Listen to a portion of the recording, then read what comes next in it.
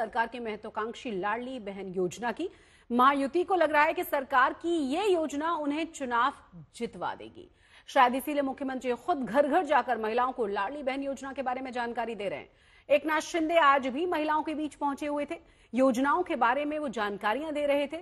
उनसे खास बातचीत की है आज तक संवाददाता सौरभ वक्तानिया ने। महाराष्ट्र के मुख्यमंत्री एकनाथ शिंदे इस वक्त हमारे साथ मौजूद है। सर, आप जगह जगह पे जा रहे हैं, छोटी छोटी गलियों में जा रहे हैं, जहां से आपने काम शुरू किया, क्या है ये पूरा इनिशिएटिव, कैसा लोगों का प्रतिसाद मिल रहा है? ये तो आप देख रहे हैं कि हमारे लाडली बहना जो योजना है, मुख्यमंत्री लाडली बहना योजना, ये परिवार भेंट, ये कुटुंब भेंट ये अभियान हमने शुरू किया है। यहाँ पर मैं घर घर जा रहा हूँ, वहाँ मेरे बहनाओं से बात कर रहा हूँ। उनको जो उनका रिएक्शन है, उनके चेहरे पे खुशी है कि इतने जल्द ये लाडली बहना योजना का पैसे मिल गए, खाते में जमा हो गए और अभी खुद के पैसे, उनके खुद के अधिकार में उनके कभी भी पैसे निकाल सकते हैं। कई लोगों ने कहा हमारे घर में जो दवाई की बात थी, पढ़ाई की बात थी, किताबों की बात थी, कपड़ों की बात थी, ये अभी हम खुद आत्मनिर्भर बन गए।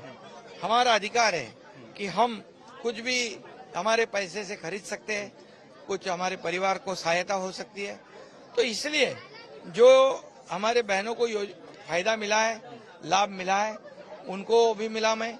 और कई और योजना जो है, लखपति लेक लाड़की लखपति योजना, जो हायर एजुकेशन वाली योजना, लड़कियों के लिए, बुजुर्गों के लिए वयोश्री योजना, ये कई योजना है। गैस सिलेंडर की योजना है, 3 गैस सिलेंडर मुफ्त में दिए जाएंगे।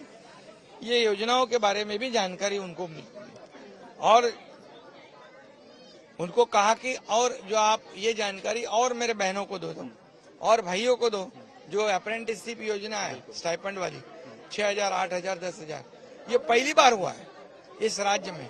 और एक परिवार में हर एक को कुछ ना कुछ इसको स्कीम से फायदा मिलेगा। एक इकोसिस्टम कहते हैं, तो वो पूरी तरह एक परिवार का ख्याल रख के हमने योजना शुरू की है। आप लोगों से भी मिल रहे हैं, लेकिन ऑपोजिशन का कहना है कि इस पे कर्ज का भार रहेगा, तो आपकी किस तरीके से इसके लिए तैयारी रहेगी कि ये हमेशा ये योजना लगातार चलती रहे? ये योजना पूरे आर्थिक वर्ष का पूरा नियोजन किया हुआ है। इसमें सिर्फ चुनाव को सामने देखकर हमने योजना नहीं शुरू की, क्योंकि हमको इनको फेस टू फेस फिर मिलना है।